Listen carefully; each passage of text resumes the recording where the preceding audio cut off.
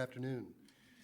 I'd like to call this meeting to order of the Pitt County Department of Social Services Board this Tuesday, February 11th, 2002.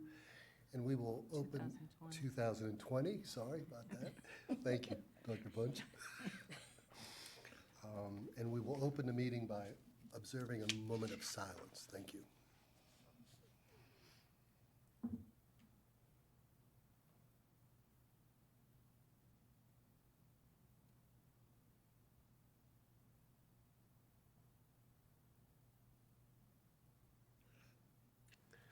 Okay, thank you. So Susan, anybody signed up for public comment? So no public comment this afternoon. So I will need a motion to adopt or revise today's agenda. Move to adopt. Second. Can I have a second? All those in favor? Aye. Okay. And then you also in your packet have last month's minutes. Move approved. And a second? Second. All those in favor? Aye. Okay. So to a fun part of our agenda here, we're going to hear from our new employees, and I'll let Ms. Jan do the introductions. Got lots of ladies out here in the Yeah. audience today, so we want to invite them to come forward. When I call your name, if you'll come up, introduce yourself to the board, tell them a little bit about where you're coming from, kind of what you're doing, so they can kind of get to know you, because we're excited to have you, and they are too. So I'm going to start with Shirley Whitehurst Gorham.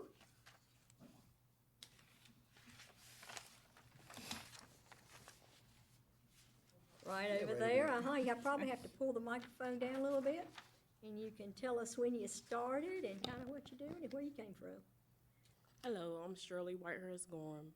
I'm a part of Miss Teresa Fleming's Medicaid transportation area. I actually did an internship here back in 2017. So thank you all for this opportunity and bringing me back. I actually came from Green Lamp as a case manager. Yeah. So, thank you. Thank you.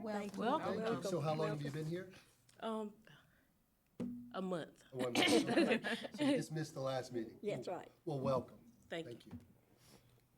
Okay. So our next person is Lydia Davis.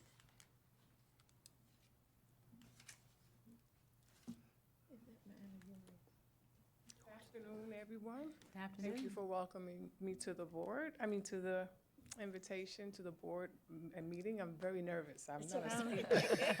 My name is Lydia Davis, and I recently, as recent as last Wednesday, returned to North Carolina. Previous experience with the county work as a case manager, caseworker with Halifax County.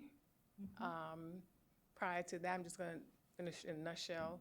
I worked for the state for a little while when they were rolling out the NC Fast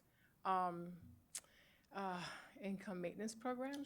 So I was one of the troubleshooters that was working for the state for a little while out in one of the counties, helping out to roll out the program. What else can I say? Tell them when you started. Yeah, when did you start? What, 3 days ago? 3 days ago. Yes, I did. I sure did. Brand new. Yes, and I thank you for allowing me to come back. This is a different county, but still the same kind of work. Yes. And I just have to add that I have about 30 years' experience in human services. Wonderful. Nice Welcome. to have you. you. Thank you very Glad to much. have you. Spanking brand new. Yeah. 3 days. Yeah. Spanking brand new. Okay. Felicia Kennedy.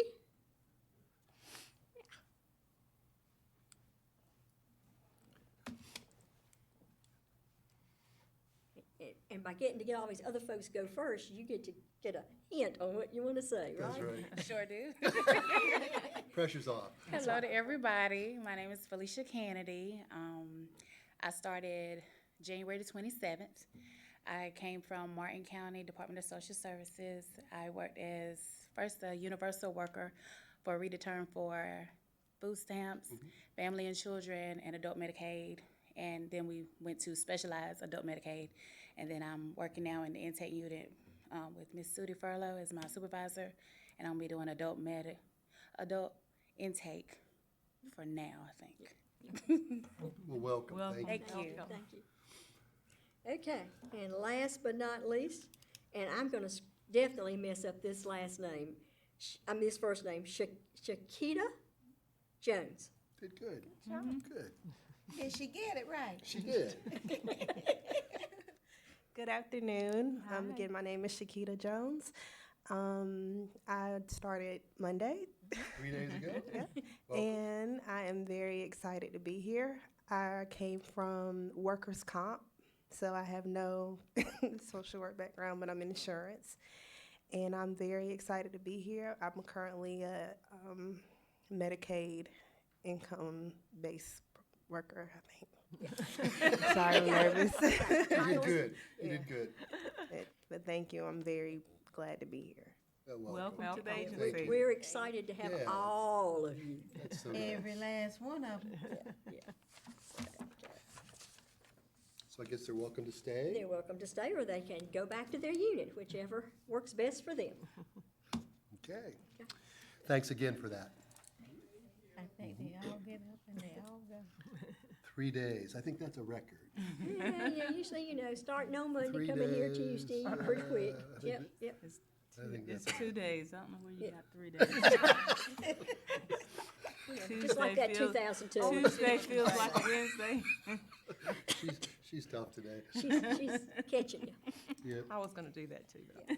Well, the pay period started on Sunday, so that's when Okay. they what I was- officially Really started. joined the agency, so So Okay. he sorta was. he sort of was right. Okay.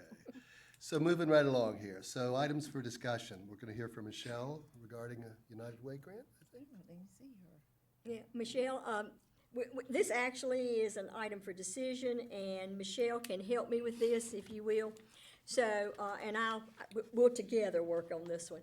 We have had the opportunity to apply for a United Way grant to assist us with employment and training opportunities. And it's for some things that we don't typically do with our employment and training money because we just don't have those kinds of resources. This has already been to the county commissioners because we had to get the grant submitted, but we wanted y'all to kind of be supportive of it too. We are going to be, if we are funded, the $42,154 that we have asked United Way to provide would be matched with another 50%, so another $42,154 would be added to that. And so we will be able to do some short-term, part-time kinds of daycare support for our folks that are in training, in employment and training with the food stamp program, which we typically aren't able to do.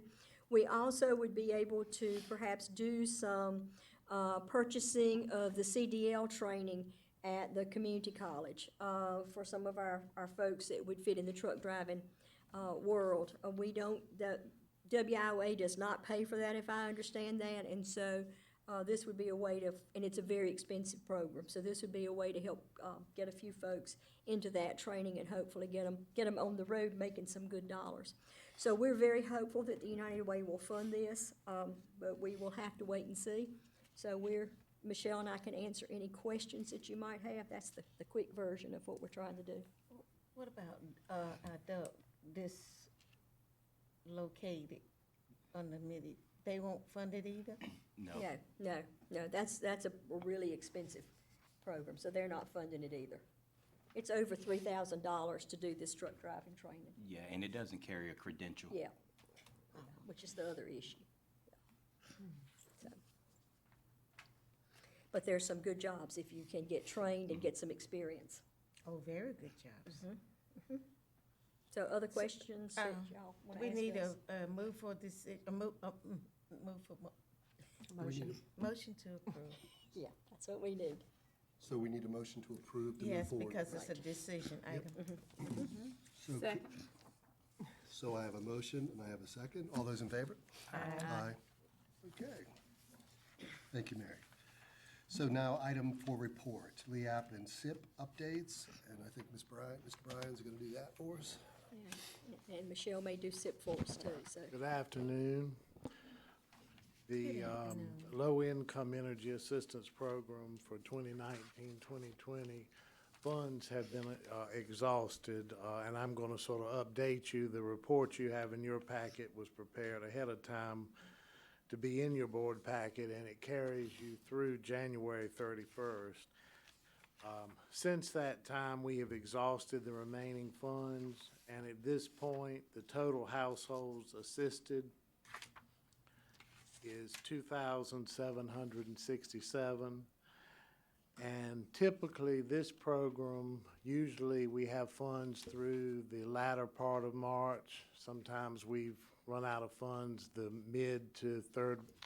mid-March or the third week of March. Last year, we had funds all the way through the end of March, and there was some funds left. But as I mentioned in a previous meeting, the individual allotments were increased for households this year. Previously, the allotments were 200, 300, or 400. This year, the allotments were 300, 400, or 500 based on household income and size. So the total allotment we received this year was $947,688, and that allotment did not offset the increase in the individual allotments.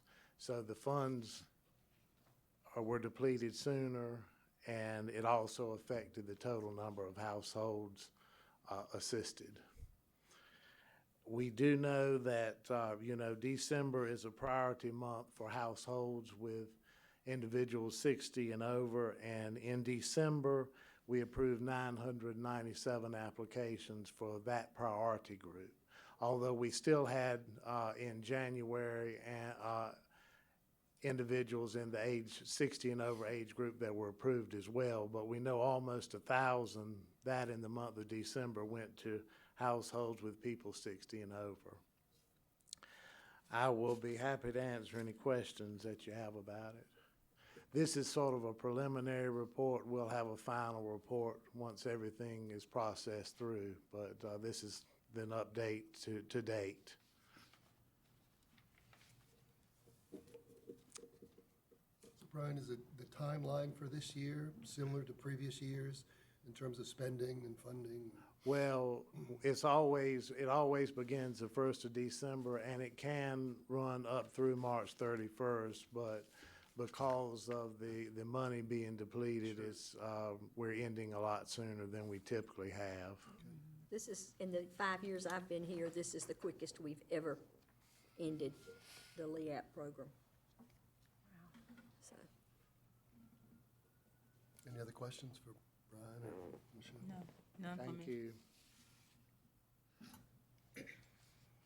So to bring you up to date, as of February the 10th, 2020, with our crisis intervention program, the total allocation that came to Pitt County was $947,687. As of February the 10th, the total obligated amount is now $600,630.32. Total households approved is at 3,724, and total households that have been denied as of February the 10th would be 918. During the months of January and December, if individuals presented at the time of taking the crisis application and were wanting to place a LEAP application as well, the social workers also took that application as opposed to rerouting them to the LEAP unit for a separate application. So during the months of December and January, they completed dual applications on some individuals. And as of February the 10th, we have a remaining balance at this time of $347,056.78. And if you have any questions, I'll try to answer those. I noticed that with the light bills that come in, even in my own light bill, they only send one, and that says final notice at the top in red, and you only get one. So I wondered, was it a policy change within Greenville Utilities? We're still seeing individual bills or the regular monthly bill in addition to individuals who present with the final notice bill or the red notice. that some individuals can refer to I don't it get as. but one, and that's the red notice. I don't know if that's what I was saying, they either changed their policy, and then there's also not a date of mailing on it. You used to see so I'm thinking that they changed their policy, and everybody was panicking that our lights would get cut off or something. Yeah, So they need to read the bill for sure. for sure. Questions? Any questions for Michelle? Just an observation. Thank you. Okay, guys, we're going to move along here with items for discussion. And rules of procedure. Do you want to do the MOU first? Want to do the MOU? Yes. Okay. You can skip all you want. I'm fine. See there, anyway. Okay. Would you like me to proceed? Go ahead. Okey-doke. Yep. Okay, so we sent out to everybody the performance data methodology, and we also sent out to you the breakdown for the 17 indicators that we're currently being measured on, so that you could get a sense of each month what the state average was, the county average was, and what was calculated in the percentages. So you had that in advance. Hopefully you had a chance to look at it. So we're gonna basically run through where we are with the slideshow. So what I will say initially is that about 59% of our performance measures met all or all but one of the standards that were required. So certainly we have room for improvement, but in many cases we were around the state. So I'll move right along to the next slide, which may or may not work from this distance. The next slide, it has to do with the adult services programs. And we have as our first performance measure, oops, I don't know if I still got sound. The first performance measure for adult services is that 95% of the evaluations of alleged abuse or neglect are completed within 30 days. You can see that we are not where we need to be there. What I will point out is that if you remembered looking at the numbers, our numbers are very low in that area. And so if you only had 4 reports and you did 2 out of 4, then you're automatically not going to be successful. You can see that in November, we came much closer to meeting. We had 7 of our 8 reports. Part of this is keying. We have a tendency not, because we're so busy out in the field, that we're not necessarily keying the information at the time we're doing the work. And so that skews our numbers somewhat. But you can see that we have some work there to do. Our next one is 85% of our evaluations, you're too fast, Susan. 85% of, back up. 85% of our evaluations of alleged exploitation were completed within 60 days. Again, very small numbers, 1 out of 3, 1 out of 6, 1 out of 2. Exploitation is a very complicated thing to evaluate. You have to get all the bank records. You have a lot of things you need to look at. So it is difficult. And in a couple of months, we had 0 of the evaluations completed within the 60 days, so that we could not get all that. Part of this time period, we've been struggling also with adequate staffing. We've had vacancies and things, but again, keying seems to be part of the problem here too. Staff are working on a corrective action plan so that we can improve these numbers and hopefully make a difference. But again, if you only have 3 or 4 reports, you've got to get every one of them right to meet the numbers. So that's important to know. So if we move on in adult services to the special assistance for the aged applications, 85% of those applications need to be processed within 45 days, which is the top bar you see there. And a lot of times we're above the state average here. You can see that in October we struggled. We had 3 out of 5 But in November, we were climbing back up. We had 6 out of 7 completed in a timely manner. So generally, those are being processed as they should be. 85% of special assistance for the disabled applications are processed within 45 days. Again, we are at or above the state average except for 1 month. In November, 12 out of 15 were processed in a timely manner. Disability sometimes has to be determined in these situations, and that sometimes can slow things down also. So we're doing what we need to be doing there. If you move to child support, child support has become a different animal right now with some changes in the rules. Right now, we are expected to take a look at the ability to pay when folks are in court.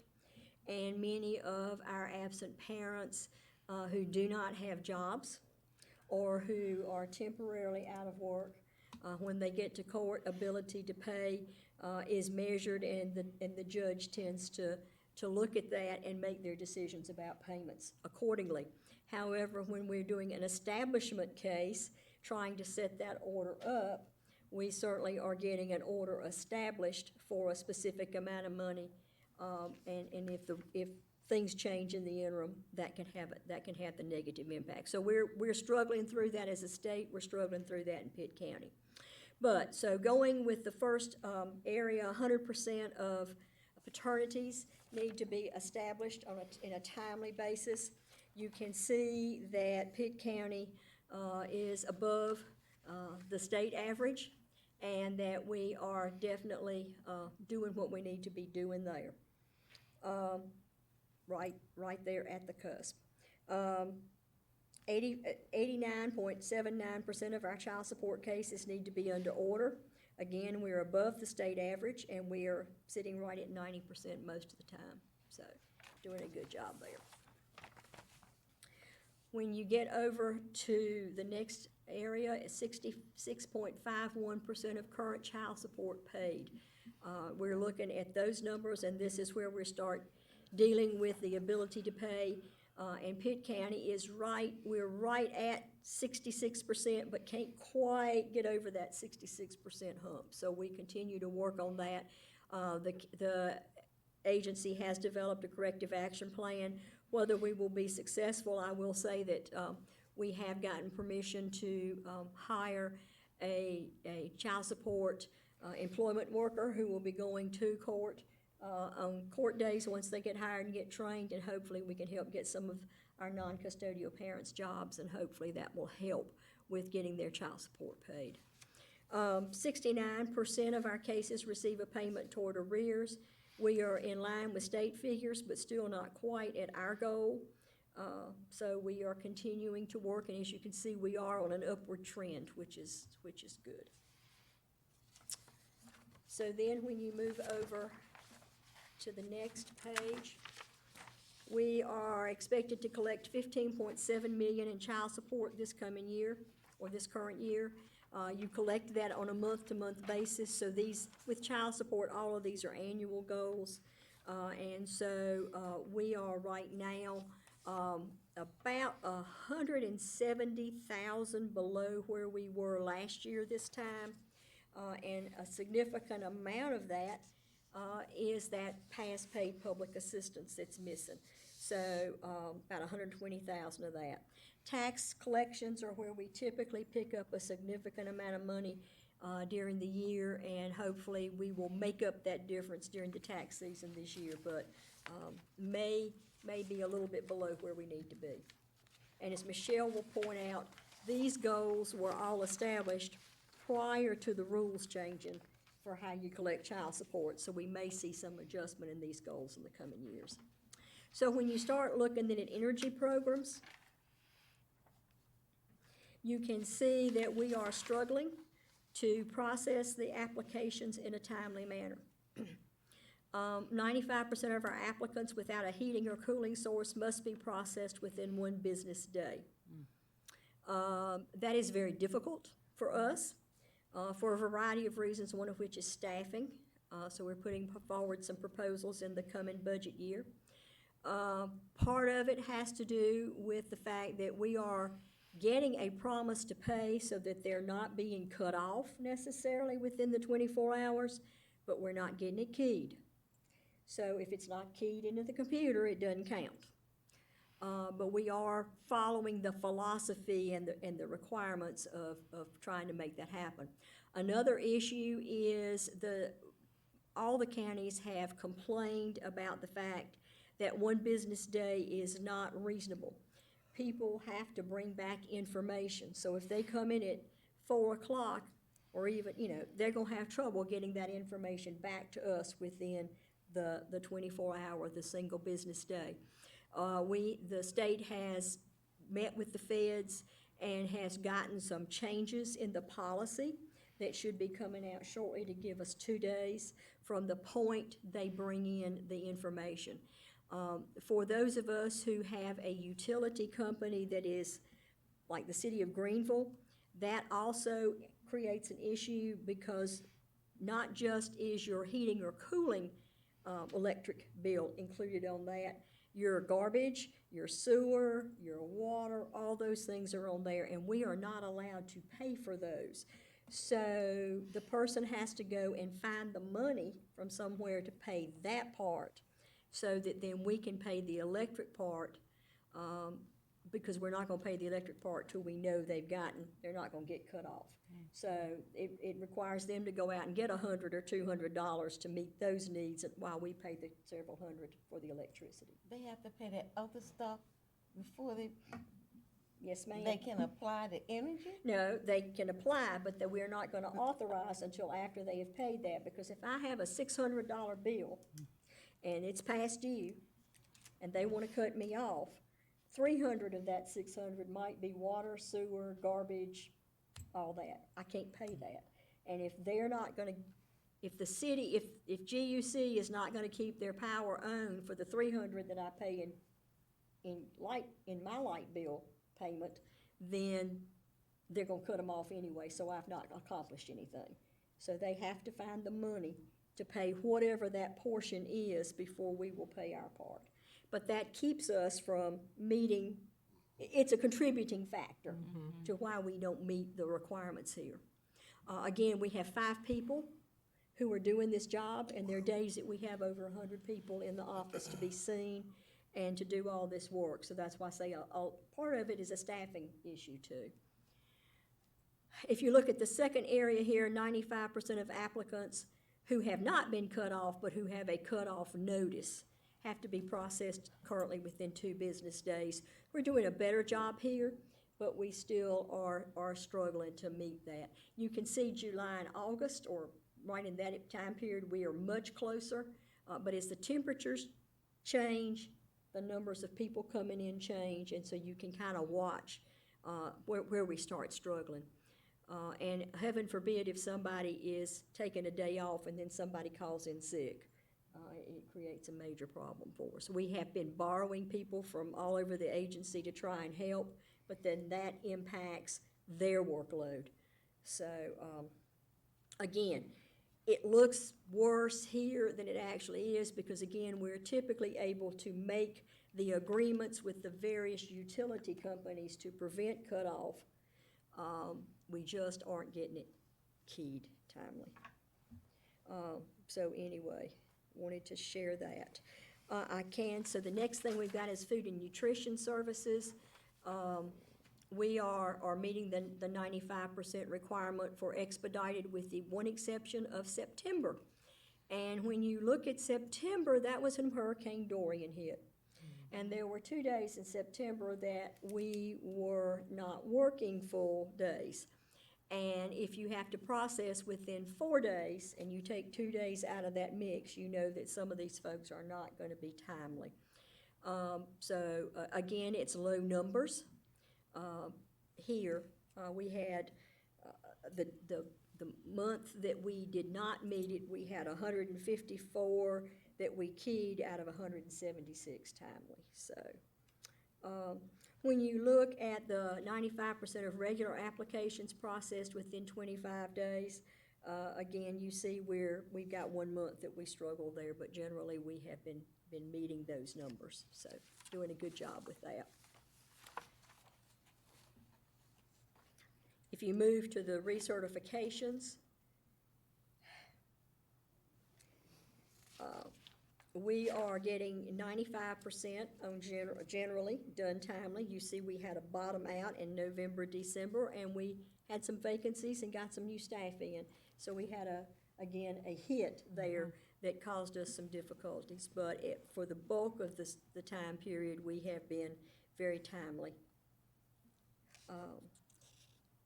90% of our program integrity claims are established within 180 days. We are meeting that again. Very small number, so if we have a problem, it's going to reflect badly. But right now, we're getting them all done. So None of these are penalties, are they? none of these have penalties at this point. No, Hallelujah. no. So with Work First, 95% of our applications need to be processed within 45 days. In August, we had 92%. We got 33 out of 36%, 33 out of the 36 processed timely. We had, at that same point in time, some major turnover in staff. We have 3 staff assigned to that unit or that section, and I think every one of them left at some point during the month of August, retirements and other kinds of things, promotions, et cetera. If you look at the 95% of recertifications processed, again, we are at hanging generally at 100% in Work First all the time. So they're doing a very good number, good job there. So that's where we are. I can say with economic services, we pretty much are on an assembly line now. You have to get it done every day, and if we have a drop due to vacancies and turnover and training, it can have a significant impact on getting the job done because we're not overstaffed, we're fairly staffed in most cases. So any questions about any of this? Right now, this is the first report we've seen in over 6 months. The data has been difficult to come by. It has been not correct for a period of time. The state is still validating all the data, but they believe this is accurate. We believe pretty much this is accurate too, based on our data. We, again, are addressing all these things. But again, staffing is definitely a piece of it, so. We're not in corrective action to the point that the state is worried about us either. So. Any questions for Jan? None at this time. Okay, thank you. Good report, Jan. Thank you. Okay, now, we covered the MOU. Now we're going to move on to the items for discussion and the rules of procedure. Okay, so at our board retreat, we spent quite a bit of time talking about these, and we asked Jan to kind of go back and per our discussion and pull some things together for us, and you have those all in your packet. And so I guess, do we take these individually, Jan, and just kind of talk about them, see how there's any discussion? Then do we need to take action on them? I think probably what you would do is give me more advice and Okay. let me then bring back a final draft that Janice has reviewed and you all review, and then perhaps can take action next month or the following month. Okay. So let's take them one by one here. So it's the public comment policy, and any discussion about that? Any thoughts? And I will say, this is our existing policy. And I know we had some discussion at the retreat about if it's not broke, you know. Don't fix it. Correct. So that's why we have this for you. So, and you had sent these out, and so people have had the opportunity to review these in advance. So existing policy here on public comment, any thoughts about this? Are we good with this? And I think we're good with it. Okay. It's adequate, meets the need. Are they online where they can print them out and fill them Yes, out? ma'am. Yes, ma'am. The only comment I would make is, do we want to have any caveat about bringing conversation about a specific client case to the public comment period? so, That's out of order. Public, I mean, that should be private. I really don't think we should discuss a specific case because we are televised, Right. and that would make it a private issue public. Right. And that may be some ethical concerns there. Yeah, I think we all agree with that. Susan, you say that, what are you saying? Under matters not to be discussed in open meetings, it says matters involving attorney-client and matters involving specific employees. Right, but if it has to do, it's a combination of a specific employee, Jan Elliott is not treating Susie Jones correctly, and Susie Jones has this, and this going on. It kind of crosses over, and so that's why, the only reason I brought that up. So I agree with that. So do we need to maybe flesh that out a little bit more and be more specific with that? Yes. Okay. Okay.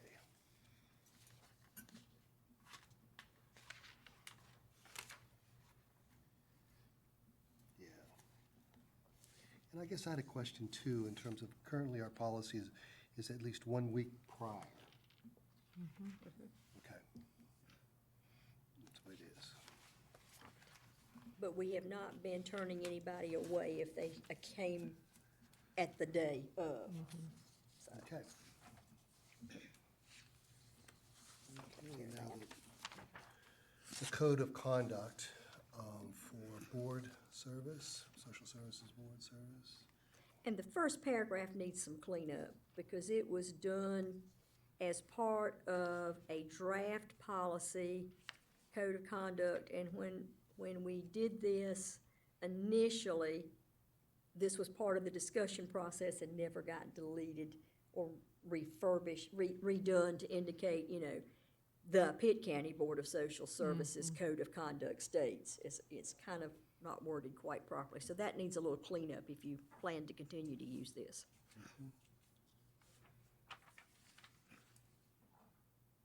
And I think Ms. Perkins Williams is the only one on the board at the time we adopted this who's still on the board, so.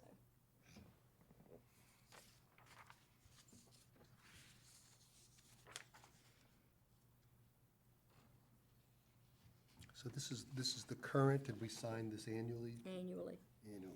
I would also wonder if you want to continue to do this, would we want each of you to sign a separate one and then each of you have a copy to take home with you each year?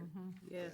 That As makes opposed to the way Yes. we've been doing it, we just Yeah. pass it down. Because this kind of flies through, Right. and I think get a Right. sign, everybody I sign. thought and we then we did get- do them individually. We've been doing it as a past one. I think that's a good, I like that, Jan, in Okay. terms of, So I will clean up the first paragraph Okay. if y'all want to do it, and then we'll do this as a separate signature for everybody. good. Excellent. Okay, congratulations on appointment, and we talked a little bit about this in terms of things, and so this is the document that some of us sign and some of us don't. And the thought was that maybe this would be good for everybody to move forward and have a copy of this. And it got at some of your conflict of interest issues on the back of this document.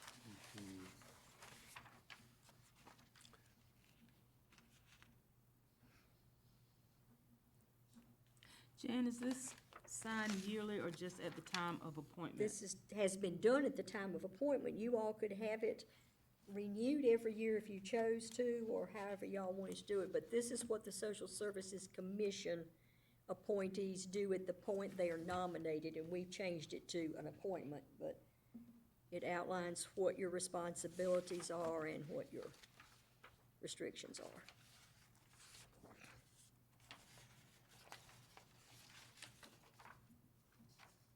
So thoughts?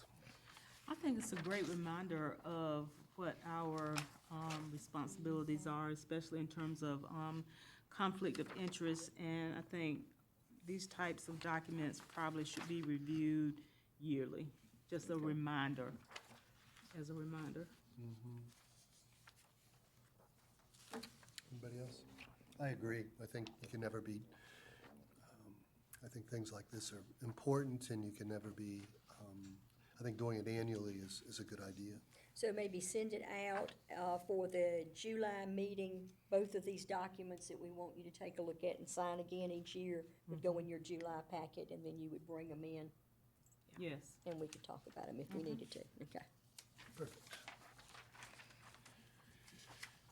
Okay, the remote participation procedure, we had good discussion about that at our board meeting. This one Retreat. is new for this board, isn't it? Right. I think that is appropriate, because there are extenuating circumstances at times.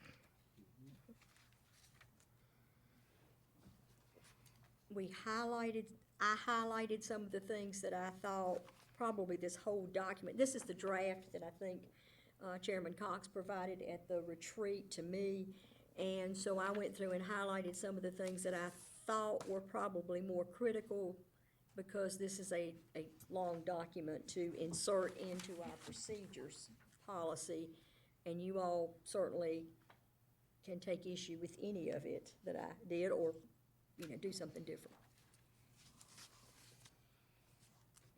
So we have the technology to do this. It'd be a telephone. That's the only technology we would allow, because if you look at this document, it talks about internet, satellite-enabled audio, video conference. No, we're gonna do telephone. The commissioners currently do telephone, Yes. and I think we can manage telephone. I don't know that we're ready yet to Like a manage anything WebEx. more complex. Okay. How does that work for you, Mary, with the commissioners? It does very well. If you find some place that you can register to let them know that you attended, to let the minutes know that you attended. Like a motion or a question or something of that nature. That tells you that we are in tune with what you're saying on in the meeting. So maybe, Jan, as you say, that the highlighted pieces, pull that out and maybe bring it back to us? Okay. Kind of clean it up a little bit? Well, what I would want to do would be put it in the final draft of, Exactly. or the nearly final draft of the procedures. It shouldn't be too difficult, considering there's only a few of us. Right, So right, it right. shouldn't be too hard to do. People okay with that? It's harder when you have like 30 or 40 people calling in. Right, right. Yeah, we would hope that only one person would need to call in at any point in time. Yeah, right. Okay. So add, Okay. so now we're to the full So policy. now we're moving into the rules of procedure. And this took everything that y'all talked about that we were ready to go forward with. There's still a couple of issues that I had questions about, but you all may have questions about other issues, so I'm open to whatever you want to ask me about or any comments.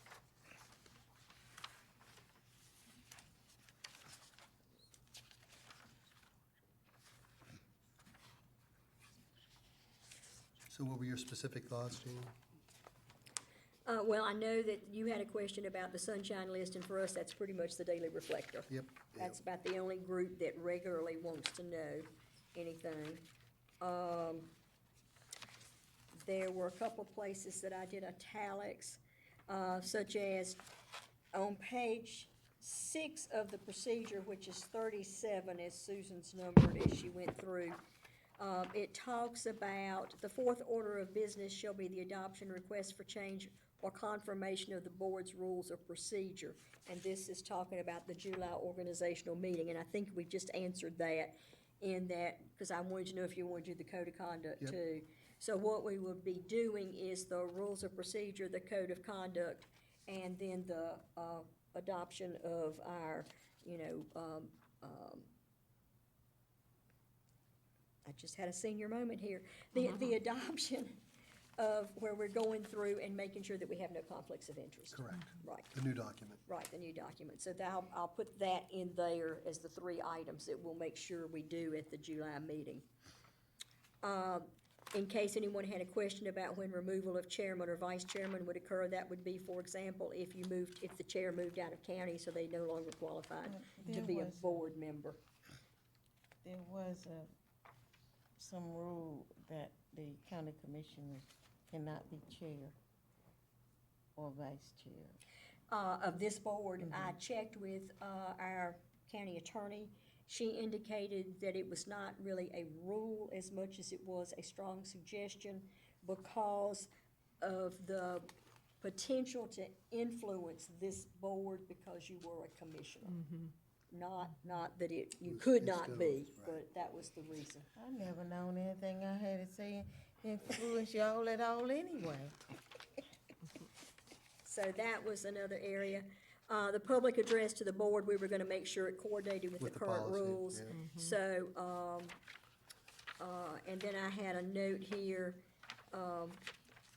it says each citizen or group who wishes to speak during this time must sign up on the sign-up sheet given their name, organization. And I thought we might want to talk about whether if they've already submitted the written document, would we wanna say unless already submitted written document, because then you'd have all it that in advance. information. I think that's good, Jan. Okay, so I'll include something like that. Is there a rotation of the chair for this board? Because I think anyone serving on the board should have the opportunity to serve in a position, except the county commissioner. But I think it would be quite fitting for there to be an automatic rotation. Because public elections can be embarrassing. So I like to see the automatic rotation in this policy. I did have a question about the public address to the board, and so 15 minutes, is that typically the No, amount? the 15 minutes is how much time we would block For total. for total. Okay, I thought it was how much they Yeah, had 'cause time they have they 3 had. minutes. They I have think it was 3 3 minutes. minutes. 3 minutes. Okay, gotcha. 15 minutes total for that. Yeah, the way it agenda. read, it sounded like. There are a I couple had of. that moment too. Yeah, Please, yeah. we'll be sitting all day. If they, it speaks to if it's a whole group, somebody might speak representing the entire group, and we might allow them up to 5 minutes, but the general is Here 3 it minutes. is right here. Yeah. Okay. Y'all had some discussion about the voting, and the changes, of the board. I'm trying to see if I can. Majority vote by the board may overrule the chairman if the vote is requested. Including the chairman, because there are some boards the chairman does Right, not vote. right, and we- I think that was a discussion. We have that in there.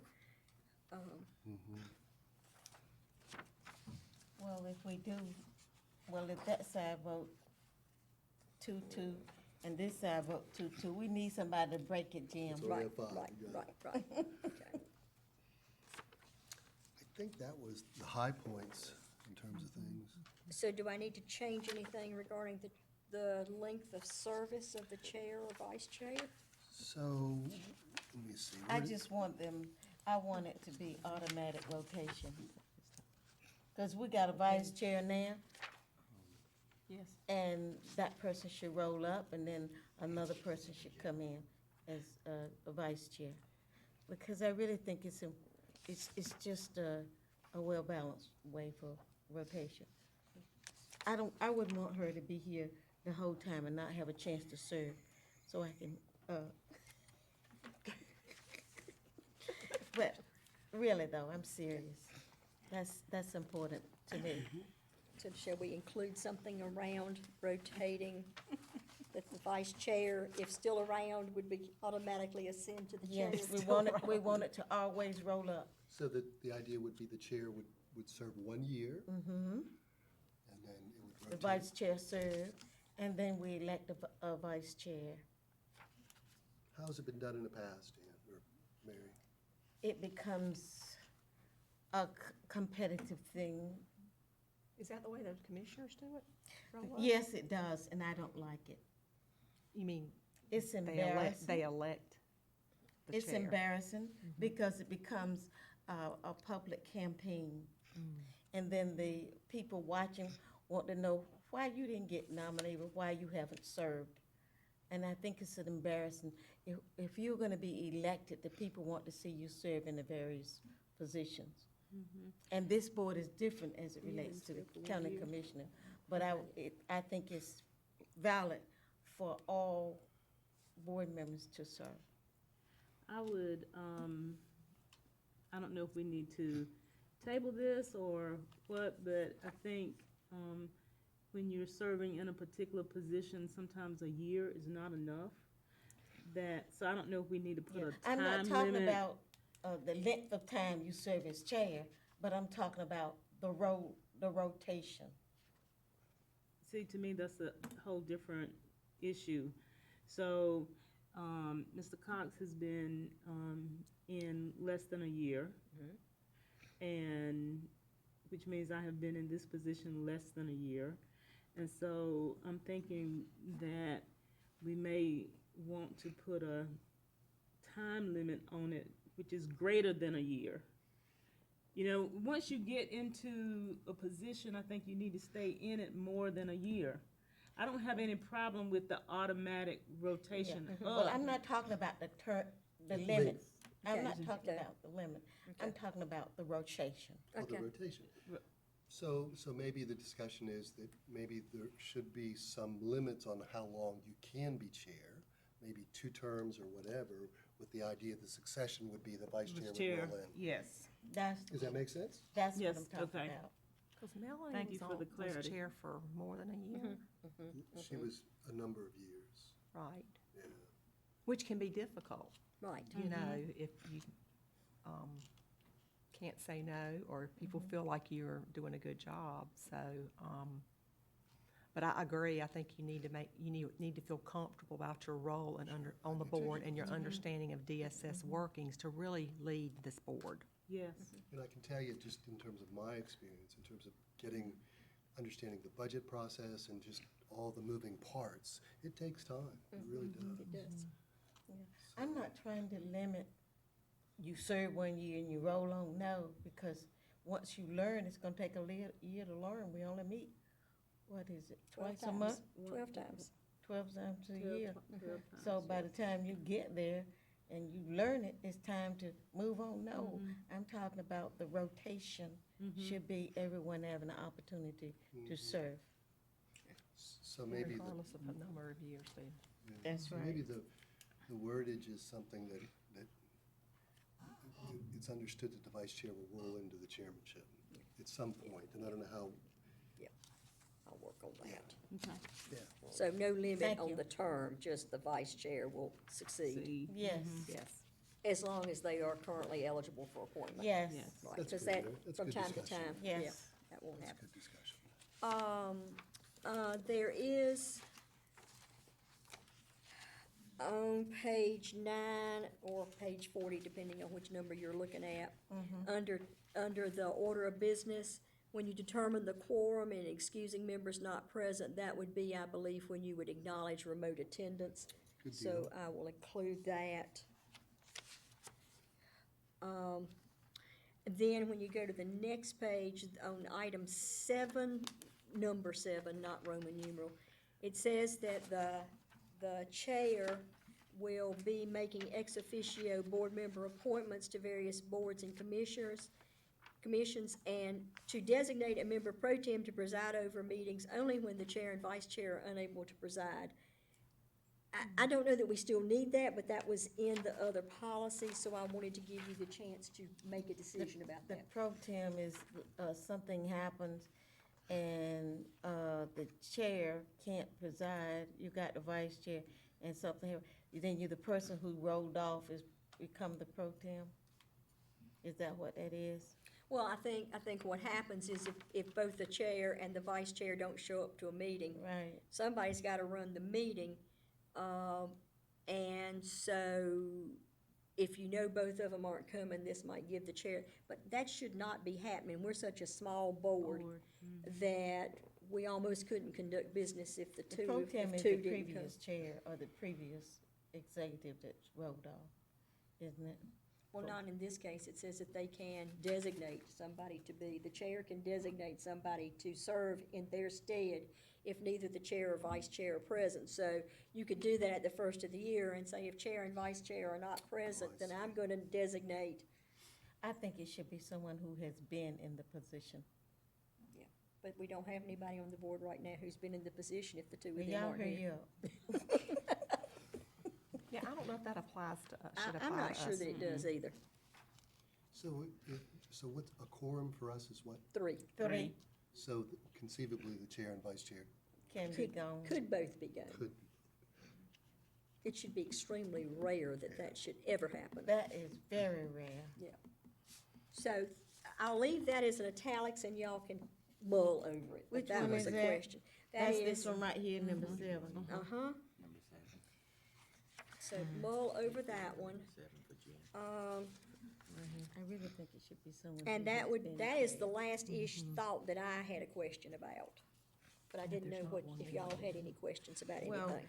I think that number 7 should only occur like now, there hasn't been a person who served as chair, then the chair should do that. Other than that, I think it should be someone who has been chair, or the previous chair. That's my doing. Okay, so everybody can think about that and confirm for me next. But that's everything. Hopefully y'all saw that I made all the changes you wanted made too. I didn't know, so. Oh, you do an excellent job. You do, Jan. I mean, I think that was time well spent at our retreat. It was. I mean, we spent Yeah. good discussion, and this is a good product, and we'll just work it forward. And this would go to every new, well, it'd go to all y'all, but then every new board member who comes on would get this as part of their orientation package. So then they would know how we are operating as a board. Absolutely. Good Okay. work. Good job. Okay. So then, when it's all completed, do we take is it just You adopted? would need to adopt it. You need to vote to adopt it. Right. After you make the changes, right? After we make Correct. these changes, and I am going to get Janice Gallagher to review this to be sure we are in compliance Good idea. with everything. Okay. Page 48 was too many numbers and Cs and this. for me, Well, you know. that's the law that talks about how you Talks get about it. appointed. So we did that, so you'd have the law. Good deal. That is unamenable anyway. That's right. Yeah, but it does tell you some things. so. Okay. Okay, good discussion. We're gonna move right along here unless anybody else has any more comments. Good to go. And Jan, we're gonna move into the director's Right, report? Right, okay. Medicaid application processing, we are knocking it out of the park. Staff are doing a great job. You have your chart in front of you. We processed 97% of our MAD cases in a timely manner. We processed 94% of our other Medicaids in a timely manner. We were able to process the MADs within 54 days. We have 90. And we're able to process the other Medicaid within 31 days. We have 45. So staff are doing a great job there, and even though I have been pulling them off to go in different directions from time to time, they're working hard and they're getting it done. So, anybody got any questions? The vacancy report, you can see we're filled a lot of vacancies since our last meeting. Some are still being filled because they're February changes. We still have vacant positions. We are interviewing regularly. The frozen position, is that the one we just unfroze today? Yes, ma'am. So, yes, so we will be recruiting for our social work supervisor 3 position. That's the frozen one there at the top, so. I want to ask one question here. Is that course at Pitt Community still going on? Yes, ma'am. Social- Yes, ma'am. And people are in it? People are in it. Thank you. We are actually have been hiring a fair number of folks that have graduated from that course. Okay. We are still sending some of our staff, if we do hire someone who has not been through that course and has not got NC Fast training, they are getting that training through them. So that's paid off, because we didn't always have that. Right, that's been a plus, because we're able to get folks at least who've been exposed to NC Fast and have some knowledge of the system. How it works. So that's Deputy Director Research. You want to update folks on that? Because you sat in the other day on the conversation.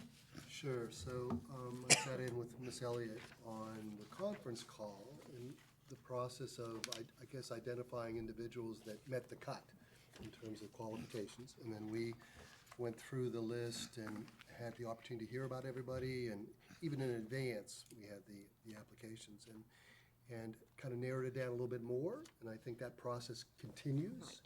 Right. And so, go ahead and jump in, Jan, in terms of things, but we're kind of in the middle of it. Right. And identify good candidates or candidates we want to move forward with things. And I know the assessment center timing has been set up in terms of things. Right.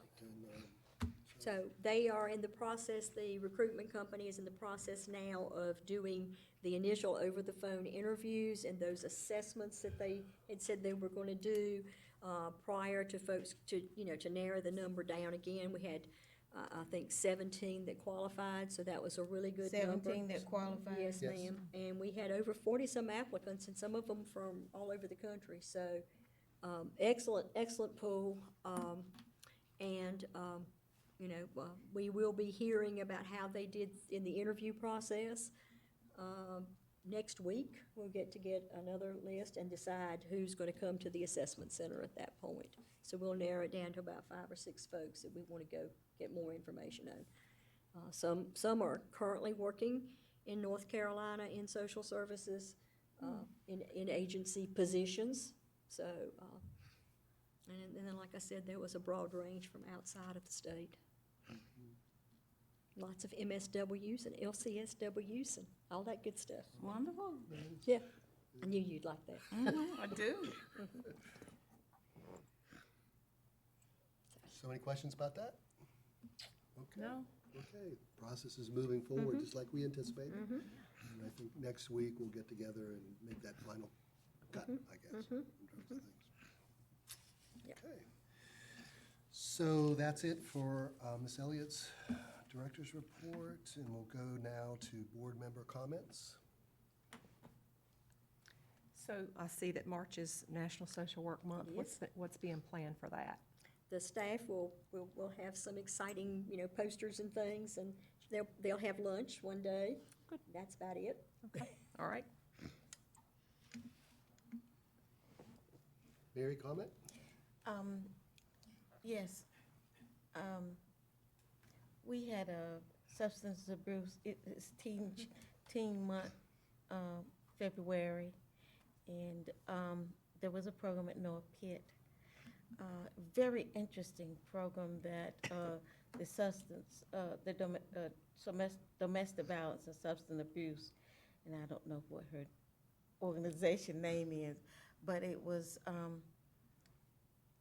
teen violence and dating. On the very end was a really interesting part where the DA, the judge, and there were 2 substance abuse counselors who was there who played role as having been abused and whatever. And the audience received an opportunity to see the process and see how it takes place. And with the judge just standing up and reading it off, it was very enlightening to know how to recognize and how to see, and Trillian was there handing out information. It was very good for the public, even though it was not well attended. And I'd like to also say thank you to Pitt County Schools. Dr. Linker were exceedingly helpful in getting see something, say something, posters for us, and as well as social service, and everyone showed up on the program. And I've gotten a lot of feedback and say, why isn't there more?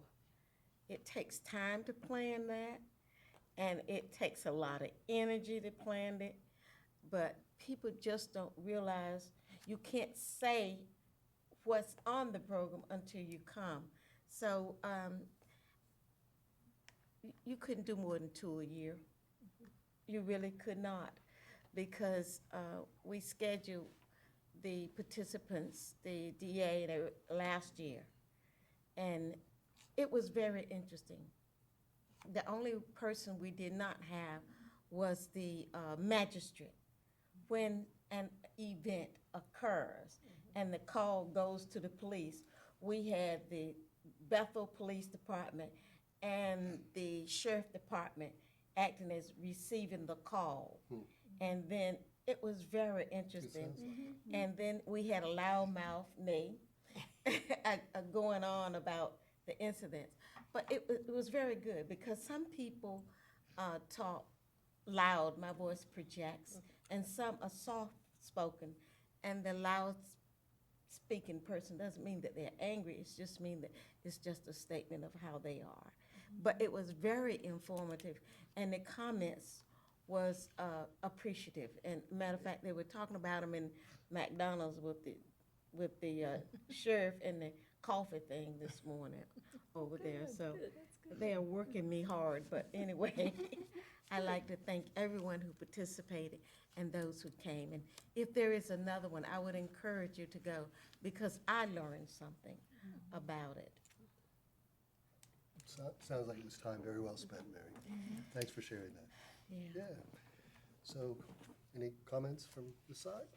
Well, I'd just like to say, speaking of time well spent, that I thought our retreat was very productive, and I'm very appreciative of Jan pulling the documents together, because oftentimes in organizations, you have a retreat and that's the end of it. But thank you for kind of pulling it all together, following up, and so we'll be able to vote on or adopt the documents at the next meeting, so that was very productive. Thank you. Yeah, same here, Jan, good job on that, appreciate it. We got the hardest working director in the state of North Carolina. She packs a big stick. Okay, with that being said, Motion to could adjourn. I have a second? Second. Everybody in favor? Aye. Aye. Aye.